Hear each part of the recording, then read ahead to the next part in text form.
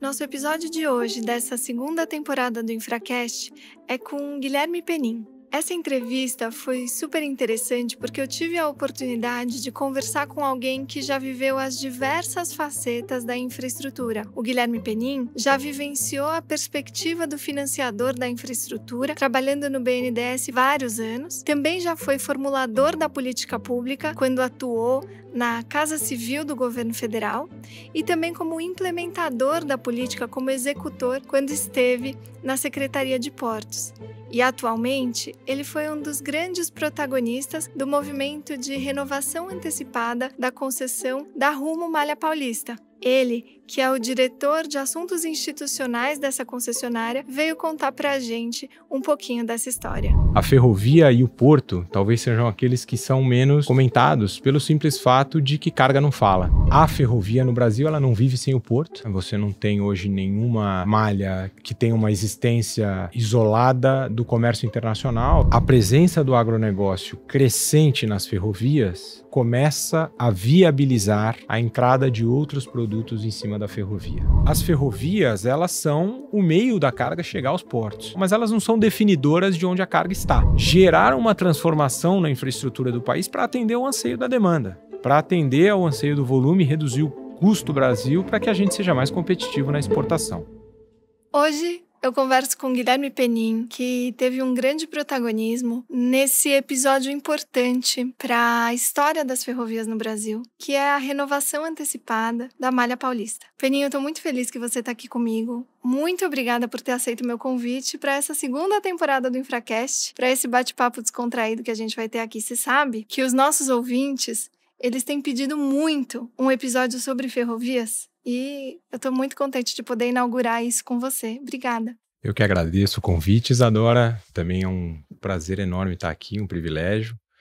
E antes de mais nada, parabenizar a você pelo Infracast, parabenizar o Infracast, todos aqueles que trabalham no projeto e estão por trás. E dizer para você que ferrovia, dos setores de infraestrutura, ele é o menos repercutido, né? Infraestrutura já é um tema que por si só repercute muito menos do que deveria. Isso traz ainda mais relevância para o projeto de vocês. E dentro da infraestrutura, a ferrovia e o porto talvez sejam aqueles que são menos comentados pelo simples fato de que carga não fala. Enquanto no aeroporto as pessoas usam cotidianamente, então sempre comentam e sabem do que está acontecendo um pouco mais, o cidadão médio. A mesma coisa na rodovia. Se a rodovia está ruim, isso tem uma grande repercussão, e se ela é boa, isso também repercute. A ferrovia e o porto não têm essa abrangência no cidadão comum, porque carga, como eu disse, não fala. Mas eles são tão ou mais importantes para a economia e para a nossa sociedade do que os outros setores. Então, a gente ter canais como o seu discutindo esse assunto é essencial. Poxa vida, Penin, obrigada pelo elogio. E já que você, que é um grande expert nesses dois setores, inclusive teve uma passagem importante pela Secretaria de Portos também, conta um pouquinho pra gente como que é a cadeia de produção e como que é esse serviço de ferrovia e a integração logística com os portos. Conta como que funcionam as concessões pra gente começar aqui a nossa conversa. Bom, o sistema ferroviário brasileiro, ele é formado por concessões egressas dos anos 90, né? Boa parte do setor de infraestrutura como um todo tem em sua origem os contratos de concessão dos anos 90. Ferrovias e portos não fogem disso. As ferrovias, elas são quase todas elas egressas desse primeiro movimento, né? E os portos também, e agora estes contratos originais dos anos 90 começam a vencer e também começam a surgir alguns projetos novos, acho que a gente vai conversar um pouquinho sobre eles também. E a ferrovia no Brasil, ela não vive sem o porto, né? Você não tem hoje nenhuma malha que tenha uma existência isolada do comércio internacional, do comércio exterior brasileiro, ou seja, você não tem hoje nenhuma malha que seja dedicada exclusivamente ao mercado interno. Elas são todas elas originadas no interior e têm como destino final algum porto ou se integram a outra ferrovia que acessa a um porto, né? Então você tem toda a cadeia do minério, né, que tem ferrovias importantes como a Carajás, a a Vitória Minas ou a própria Ferrovia do Aço, né, administrada pela MRS. Essas ferrovias são todas elas ferrovias de escoamento do minério através dos portos de Itaqui, no Maranhão, de Tubarão, no Espírito Santo, ou do Porto de Sepetiba, no litoral sul fluminense. E você tem as ferrovias que estão fora da cadeia do minério, mas que atendem ao agronegócio, né, e a Rumo, ela se encaixa, na verdade, nesse segundo caso, né? São ferrovias que têm como origem a produção agrícola, a região da produção agrícola, né? Aí tem uma diversificação, mas em geral a cadeia da soja, do milho, o farelo, o açúcar, né? A celulose, que também é um produto cuja participação do Brasil no mercado internacional tem crescido e que é um produto muito tipicamente ferroviário. E eu acho que a presença do agronegócio crescente nas ferrovias começa a viabilizar a entrada de outros produtos em cima da ferrovia. Ou seja, ela é responsável por amortizar o custo fixo altíssimo das ferrovias, que são intensivas em capital, né? E a possibilitar que outros produtos migrem para cima da ferrovia, e aí sim surge mercado interno. Então você já vê alguns corredores com uma presença significativa ou pelo menos crescente a taxas bastante elevadas de produção de mercado interno, indo abastecer regiões do interior do país com cargas produzidas pela indústria nacional. Algo para se olhar para as próximas décadas. Que interessante. Você falou bastante sobre como tecnicamente esses setores estão integrados, e eu fui, conforme você foi falando, pensando mesmo no desenho de uma ferrovia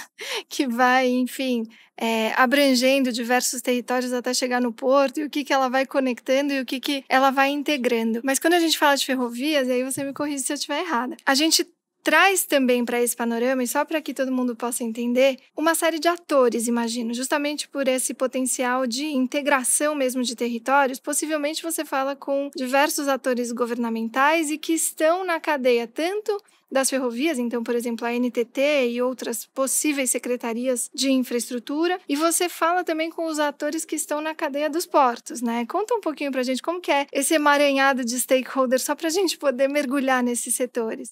Ótimo, Isa. Eu vou dar até um passinho atrás, né? Eu acho que a ferrovia tem muita história dentro do Brasil. A primeira ferrovia instalada no país, ela remonta aos anos 50 do século XIX, o grande projeto do Barão de Mauá. Você estava lendo esse livro? Eu li recentemente.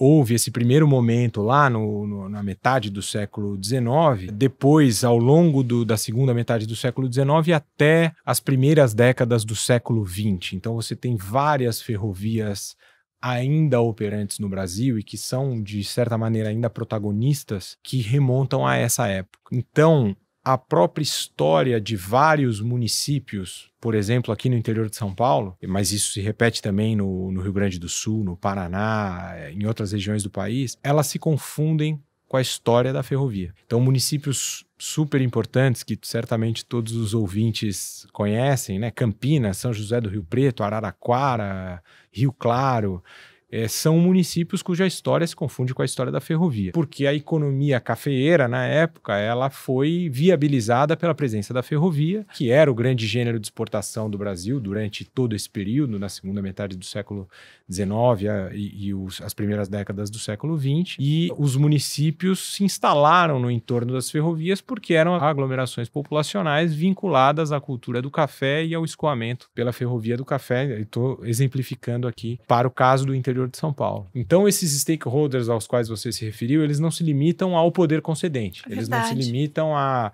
agência reguladora, ao Ministério da Infraestrutura, aos órgãos de controle, etc. Vai muito além disso. A ferrovia, ela, talvez um pouco diferente do porto, ou diferente, talvez não diferente, mas mais abrangente do que o porto, ela tem uma presença muito grande na comunidade. Então, os prefeitos municipais, as associações de preservação de memória ferroviária que existem nessas regiões, etc., elas são muito presentes na vida da ferrovia. Se você quiser usar um fato estilizado que demonstra isso com uma força muito grande na sociedade, você vê que a história de vários times de futebol do interior de São Paulo são vinculadas à história da ferrovia. Corinthians?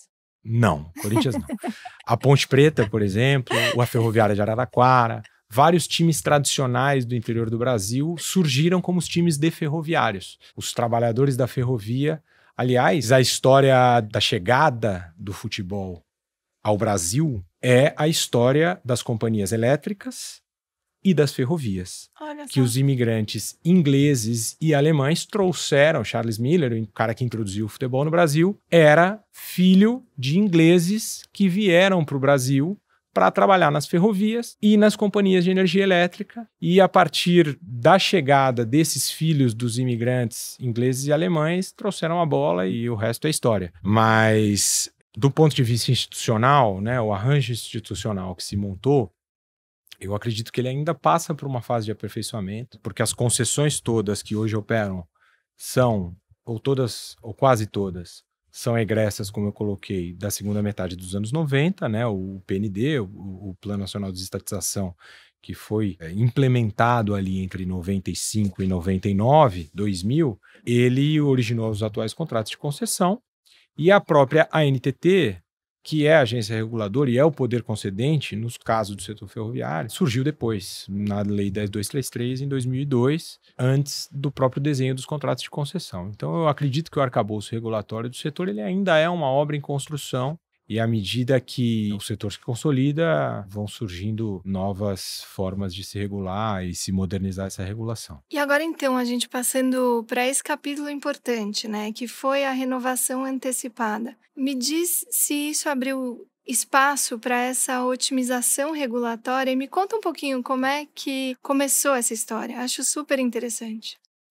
Bom, os contratos são quase todos eles firmados por 30 anos, né? Então, todos os contratos egressos da antiga Rede Ferroviária Federal foram leiloados com a duração de 30 anos na segunda metade dos anos 90. Então, portanto, eles vencem agora na década de 2020. Então, esta primeira perna contratual, eles são todos renováveis por igual período, né? Eles foram licitados por 30 anos, renováveis por igual período. Todos eles têm a perspectiva de mais 30 anos e estão chegando ao final da primeira perna. Eu diria que houve uma onda muito grande de investimentos após a privatização. É importante registrar que num cenário de crise fiscal, crise da dívida dos anos 80 e crise fiscal, hiperinflação, etc., dos anos 90, a rede ferroviária, que era uma estatal e que chegou a ser a maior estatal do Brasil, né, chegou a ser o maior empregador do Ocidente. Caramba, né, e foi privatizada? Foi privatizada por, acredito eu, duas razões. A primeira é que ela era geradora de um déficit fiscal grande. Ela chegou a responder, tem alguns números aí na literatura, ela chegou a responder por 10% do déficit do Tesouro Nacional na virada dos anos 80 para os anos 90. Portanto, na crise fiscal, o Tesouro precisou resolver esse problema fiscal e a forma como se resolveu foi privatizando o sistema e transferindo a iniciativa privada a esse ônus. E a segunda razão foi para tentar modernizar a malha ferroviária, né, e gerar uma onda de investimentos. Isso de fato ocorreu.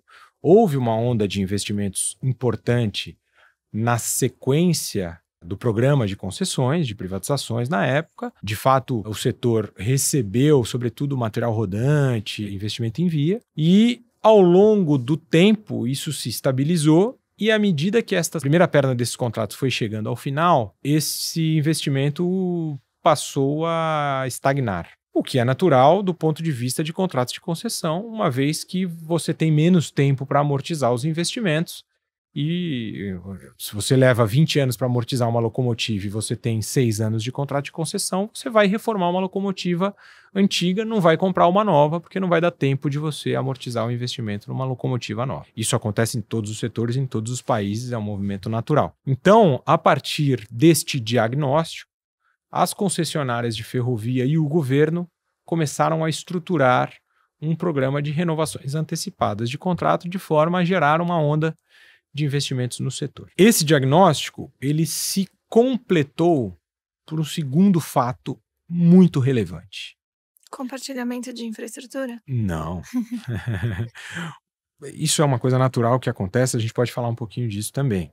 Mas o segundo fato muito relevante é que a carga no Brasil mudou de lugar.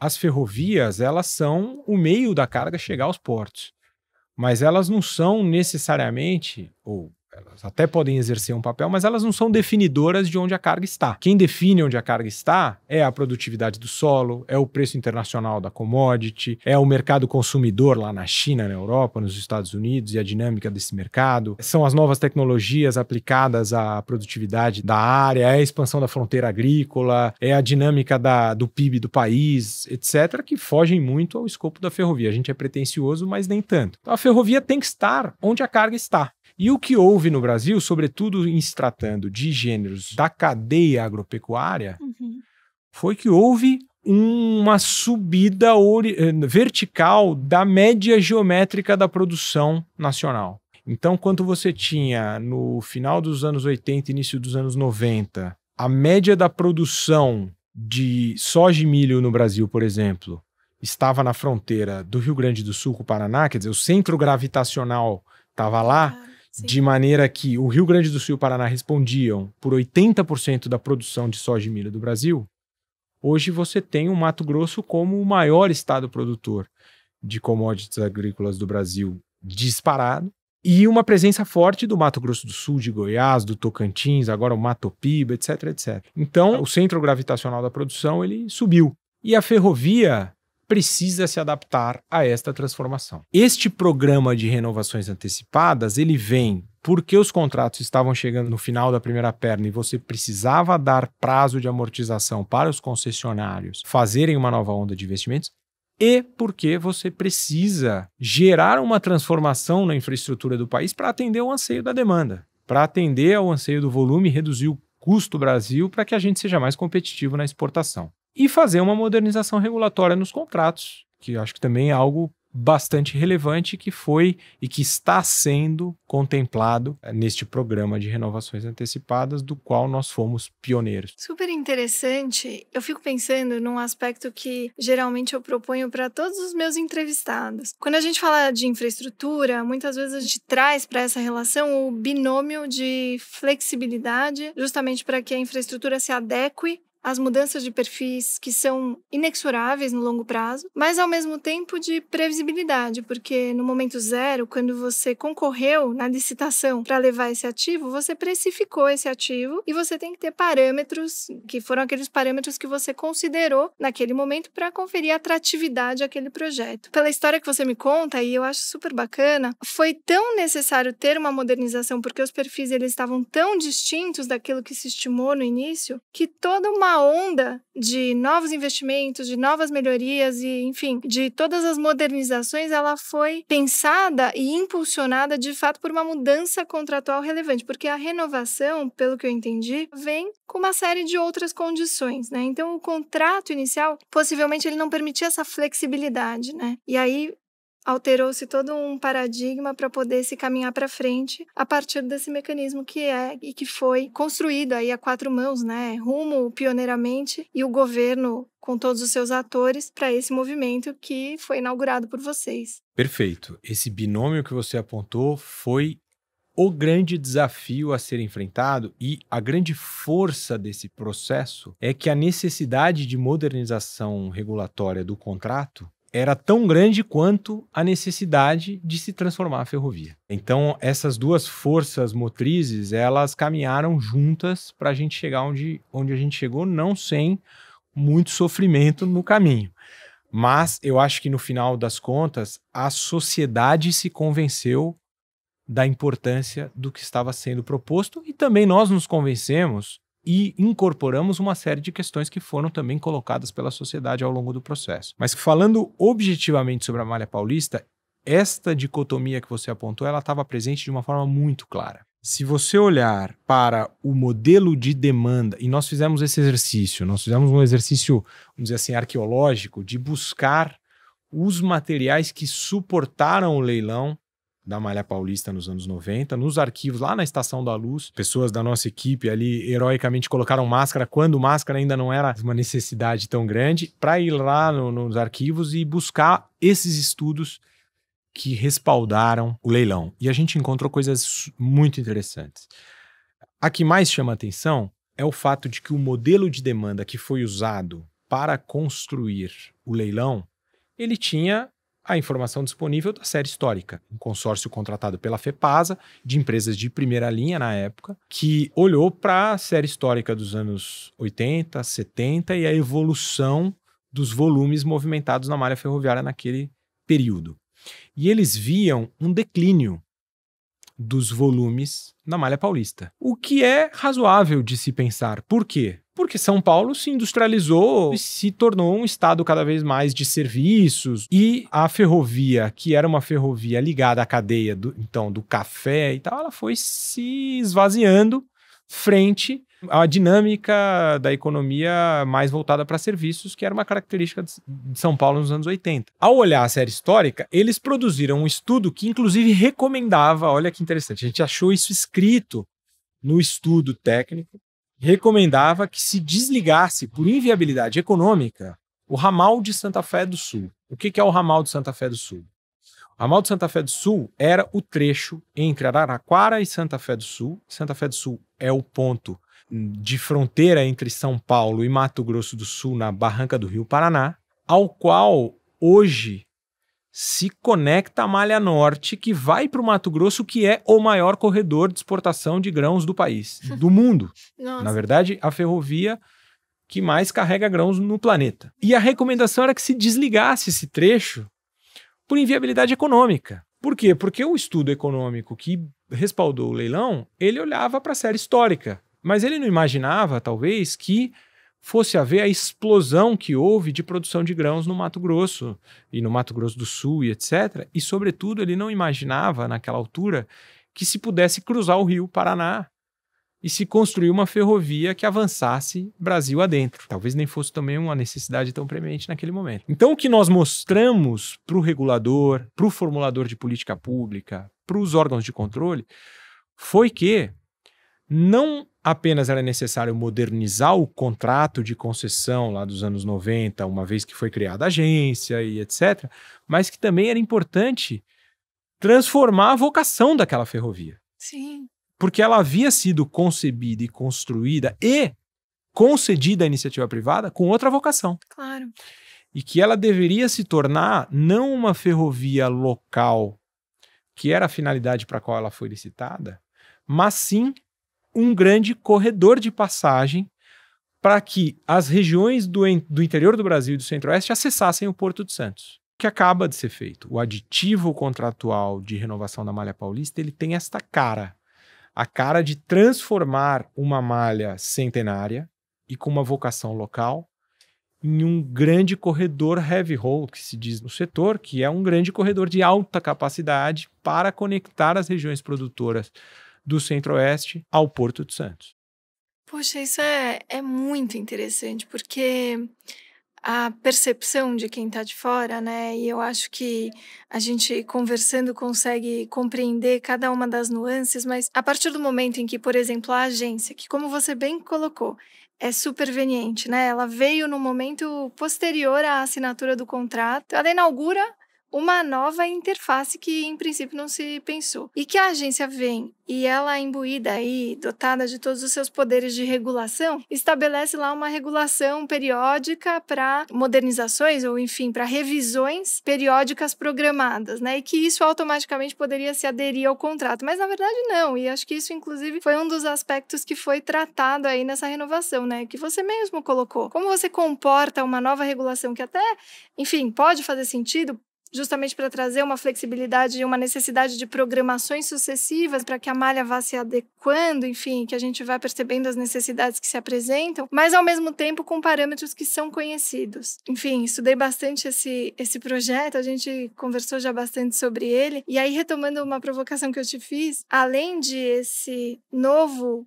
aditivo, enfim, esse novo contrato, ter resolvido uma série de questões, ele também traz alguma luz para essa questão do compartilhamento de infraestrutura, né, que foi tentada também em 2011 com um protagonismo também da agência, né, da NTT, mas que de alguma forma não surtiu os efeitos que deveria ou que, enfim, se programava que seriam, enfim, trazidos aí com novas regulações e mesmo depois com a presença da Valec. Pode comentar um pouquinho sobre isso, Penin? Com certeza, Isadora. Houve uma confusão conceitual entre o papel do compartilhamento de infraestrutura, que é um papel essencial, e o problema físico e econômico existente de falta de infraestrutura. São dois problemas distintos. Não se trata o problema da carência de infraestrutura para enfrentar os desafios que a economia brasileira tem colocados com um ataque à questão do compartilhamento de infraestrutura. São dois problemas econômicos diferentes. Então, qual era e qual é, na minha visão, o desafio da infraestrutura brasileira hoje? E que começa a ser endereçado do jeito certo, né? O grande problema da infraestrutura brasileira hoje é falta de capacidade nos lugares certos.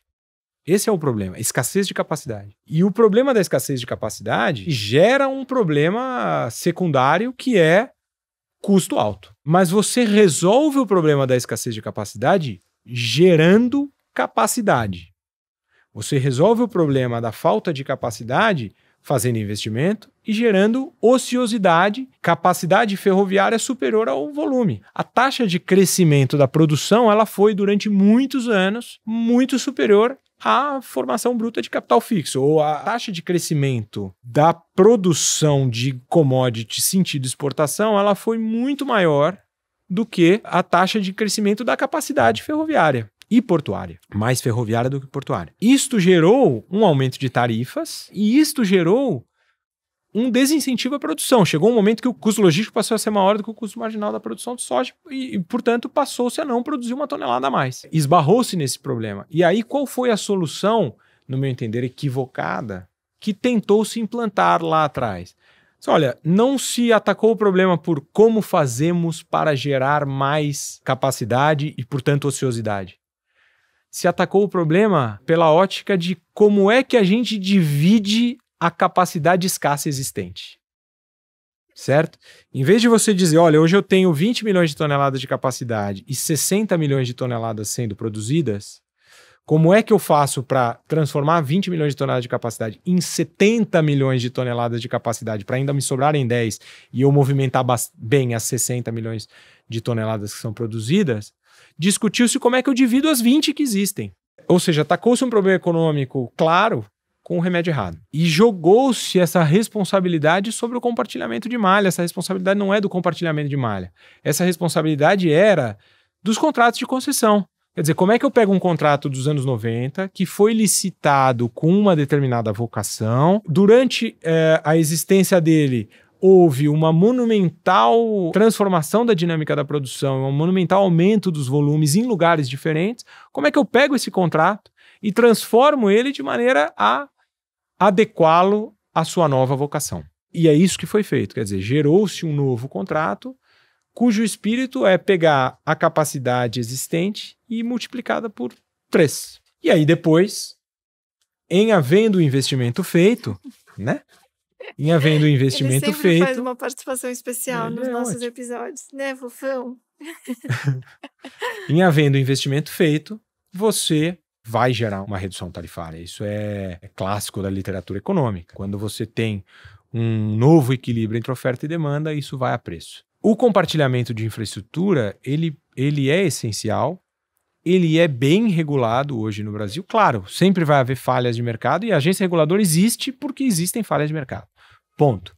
Existe hoje um arcabouço que sempre pode ser aperfeiçoado, mas hoje você tem as ferrovias visitantes e visitadas com COIs que funcionam, né? Você não vê hoje grandes problemas que tenham que passar por arbitramentos de COIs e tal. Isso é pontual e a agência está aí para resolver esses problemas. O grande desafio não era esse. O grande desafio era como você gera sobrecapacidade. E agora começou a se atacar da maneira correta. Poxa, que bacana, muito esclarecedora essa sua fala. A NTT, né, já que a gente falou tanto da agência, ela teve um papel relevante, né, nesse capítulo da história. Eu tô me referindo, claro, a todas as idas e vindas, que eu sei que esse processo demorou o quê? 2 anos e meio? 4 anos. 4 anos, caramba. Pois é, e com muitas interações entre a agência e a concessionária, justamente visando aí essa modernização, esse aperfeiçoamento, enfim, e também a realização desses investimentos e essa modernização que você comenta. E um capítulo interessante que me parece fazer sentido a gente contar aqui é justamente como foi feita a análise de impacto regulatório, porque eu posso imaginar que o gestor, né, ou a agência poderia pensar em diversos desfechos para o fim que se aproximava desse contrato. Mas o que se decidiu foi que fazia mais sentido, talvez a análise de custo e benefício disso leva a crer que a melhor solução era mesmo a renovação antecipada. Conta um pouquinho para a gente como é que foi isso. Perfeito. Essa análise foi empreendida, a agência atacou exatamente desta maneira que você descreveu, né? Quais são as soluções possíveis? Você tinha ali a solução mais óbvia, que era espera o contrato terminar e licita ele em 2028, no nosso caso, da Malha Paulista, ela vence a primeira perna em 2028 e faz um novo certame, um novo processo licitatório em 2028 para ver qual concessionária opera esse ativo até 2058. A encampação foi rejeitada de plano, uma vez que envolveria o pagamento de uma indenização por parte do poder concedente referente aos anos remanescentes do contrato. Claro que no cenário fiscal ninguém tinha disposição de fazer isso. Uma segunda alternativa seria a caducidade, mas a caducidade, para ser empreendida, teria que ter como motivação um descumprimento contratual por parte do concessionário. E isso também não estava caracterizado. E evidentemente que se forçasse uma situação de caracterizar um descumprimento reiterado, o concessionário ia contrapor, ia dizer, não, eu tenho cumprido o contrato, né? Até porque o contrato original ele é um contrato simples de se gerir. E nós tínhamos vontade de atacar o problema existente. Propusemos, na verdade, exatamente o contrário. Propusemos que fôssemos nós a realizar o empreendimento. Então, o governo, na verdade, ele fez a feliz opção por criar um arcabouço legal que permitisse ambas as alternativas. Que permitisse tanto uma devolução amigável, através de um processo que ele chamou de relicitação, quanto uma prorrogação antecipada, permitindo que o governo garantisse ao concessionário a fruição da segunda perna contratual, ou seja, 30 anos a mais contados do final da primeira perna, e que esta garantia fosse dada agora. Ou seja, eu não espero 8 anos para garantir a você que você poderá usufruir da segunda perna. Eu digo agora que você vai poder usufruir da segunda perna e você inicia os investimentos que só começariam lá na segunda perna imediatamente. Esse foi o espírito da lei, da medida provisória 752, que depois foi convertida na lei 3.448, que prevê justamente estes dois casos, a prorrogação antecipada e a relicitação, né? Que está sendo, enfim, agora estendida para diversos setores e resolvendo uma série de problemas Exato. E desafios que se instalaram, né?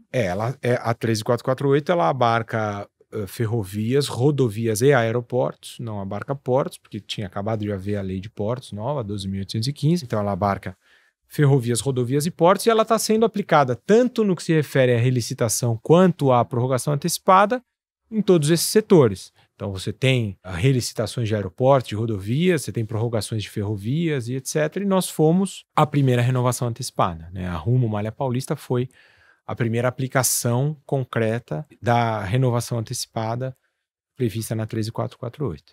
Bacana.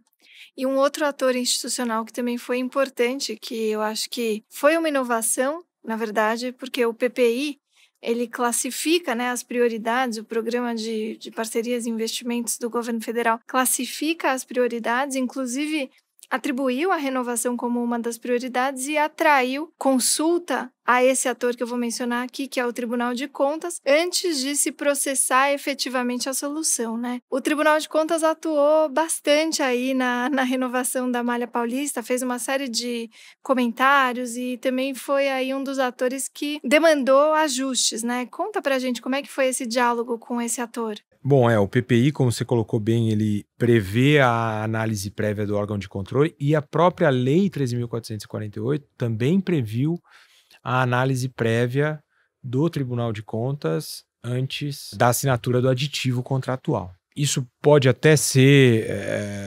questionado na medida em que talvez o gestor pudesse ter discricionariedade de assinar esses aditivos e a auditoria acontecesse posteriormente para avaliar se aquilo que foi feito está sendo cumprido ou não, etc. Mas, até por uma questão de segurança jurídica para o concessionário fazer os investimentos, dado que é um volume muito grande de investimentos, e que, claro, que uma cautelar suspendendo a vigência de um aditivo desses com as obras em curso poderia gerar um problema muito grande para o país, na medida em que você poderia interromper a implantação de um programa de investimentos dessa natureza.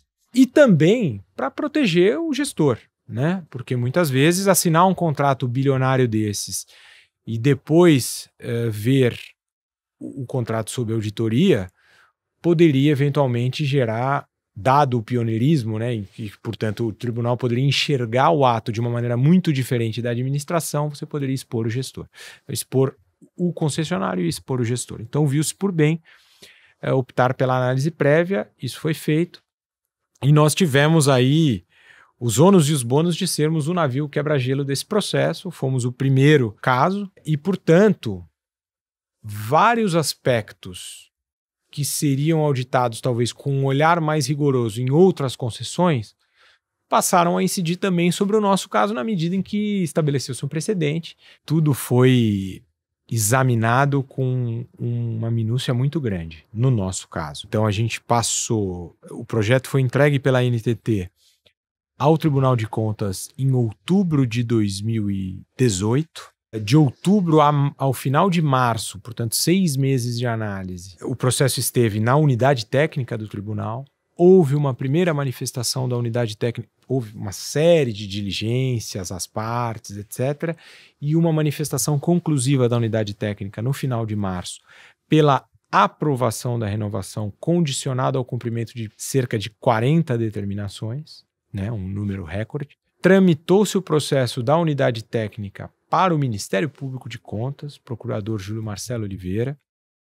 O Júlio fez uma nova análise muito minuciosa, e houve aí um trabalho de mostrar a ele tudo aquilo que já havia sido demonstrado à unidade técnica. O processo foi do gabinete do Dr. Júlio para o relator, e o relator fez um novo processo de participação social, a despeito do fato de que já durante a fase da análise pela agência houve audiências públicas, etc., o relator optou por fazer tanto visitas de campo, ele próprio, o gabinete dele, etc., como painel técnico no tribunal.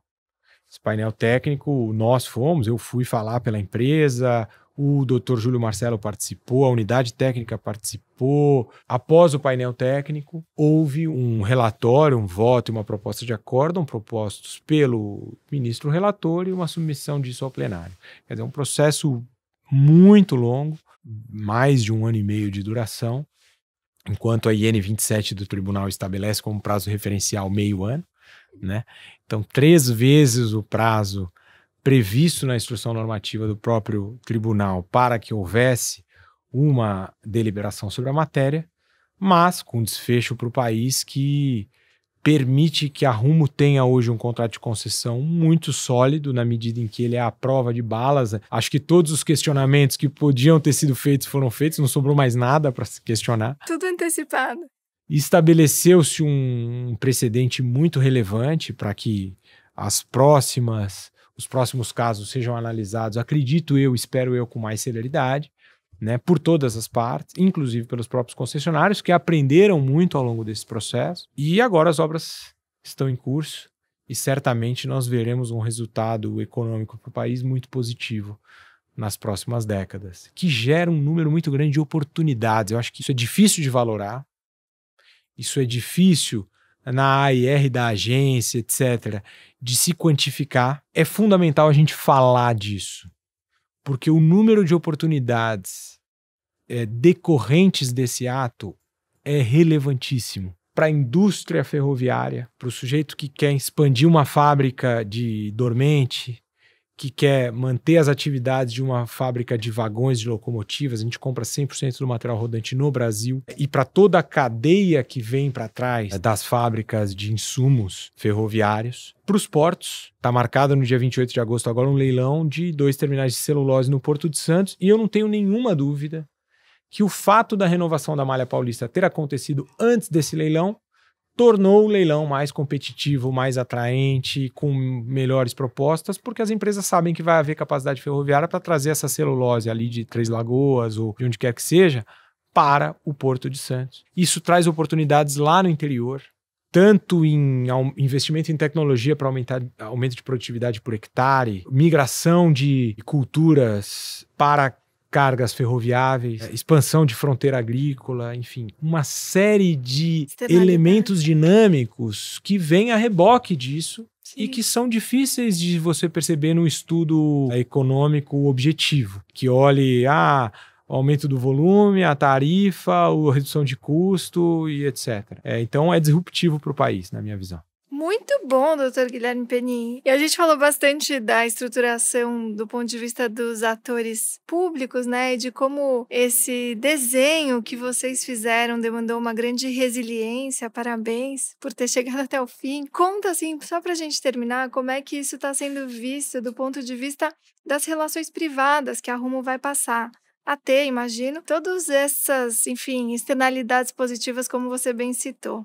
Eu acho que a gente agora vive um outro momento e um outro desafio, né? A gente há 4 anos, há 5 anos, a Rumo é uma empresa jovem, né? Que assumiu a ferrovia há pouco tempo, há 5 anos. Portanto, a história da nossa gestão na companhia e a história deste processo, elas são concomitantes, né? Então, praticamente todo o tempo em que a gente esteve à frente da empresa, nós estivemos trabalhando no processo de renovação, o que foi bacana, porque permitiu que a gente moldasse o nosso plano como empresa ao próprio plano da renovação da malha. E nós estávamos numa situação em que nós seríamos uma empresa se esse processo prosperasse, e seríamos outra empresa se esse processo não prosperasse. Provavelmente a logística do Brasil seria diferente, na medida em que a Malha Paulista é o nó da logística brasileira, na medida em que a ela se conecta a própria MRS, se conecta a VLI, se conecta a Malha Norte e se conecta a Ferrovia Norte-Sul, que foi o grande leilão que esse governo fez, que foi o primeiro leilão de grande envergadura do governo, que aconteceu no final de março de 2019, e que nós nos sagramos também vencedores, e que o nosso lance naquele leilão foi um lance ousado, e que ele tinha como premissa que nós conseguiríamos, sim, a renovação da malha. Né?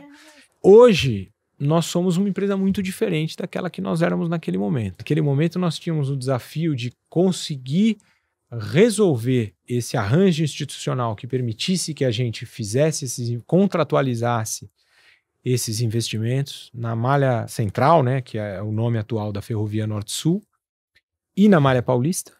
E hoje, na verdade, nós somos uma empresa que está numa outra posição, que tem esses 2 contratos assinados e que tem o desafio de execução. Tem o desafio de fazer as obras que estão nesses contratos, e elas estão em curso, inclusive os cronogramas estão até um pouco adiantados em relação àquilo que se colocou no edital da Malha Central, por exemplo.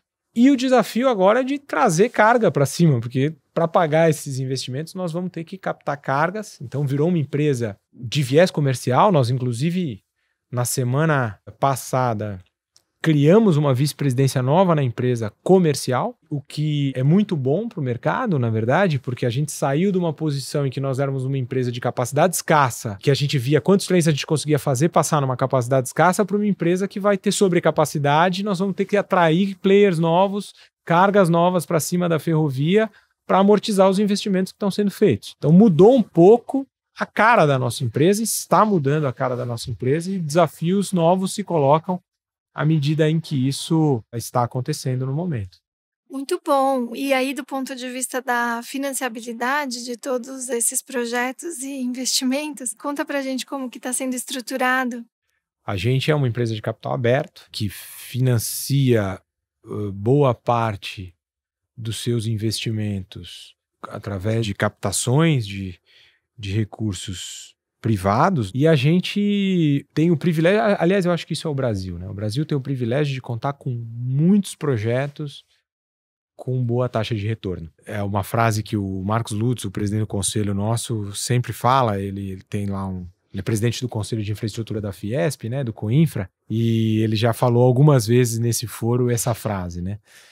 Sempre que lá no Conselho de Infraestrutura alguma discussão fica mais acalorada e etc., ele vira e fala: senhores, temos o privilégio de estarmos num país em que tem muita coisa por fazer e muitos projetos com altíssimo potencial. Imagine se nós fôssemos o Conselho de Infraestrutura de Mônaco, em que está tudo feito, não tem mais nada para fazer, a taxa de retorno é negativa, porque se você mexer um pouquinho ali, é capaz até de você piorar a infraestrutura existente de tão boa que ela já é. Então, claro que o mundo olha para o Brasil como um lugar ainda de alto risco, mas como um lugar que ainda oferece boas perspectivas de retorno, e a nossa tese é muito boa, e nós conseguimos mitigar esse alto risco fazendo um contrato, como eu falei há pouco, um contrato à prova de balas, né, muito bem estruturado, com projetos executivos para os investimentos, com aquela série de avanços que foram mandatórios durante o processo da renovação,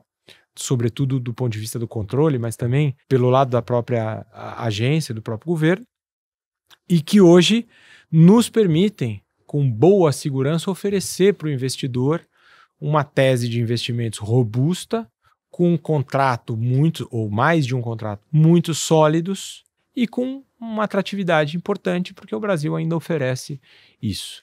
Gostei muito, Guilherme Penin. Muito obrigada por essa aula de história. De verdade, foi assim um grande aprendizado. Achei muito esclarecedor da forma como você explica cada um dos processos. E eu só tenho a te agradecer, dizer que foi uma grande honra para mim te ter aqui hoje, batendo esse papo. E espero que a gente possa se falar sobre próximos capítulos nos outros episódios do InfraCast. Muito obrigada. Isadora, eu é que agradeço ao convite.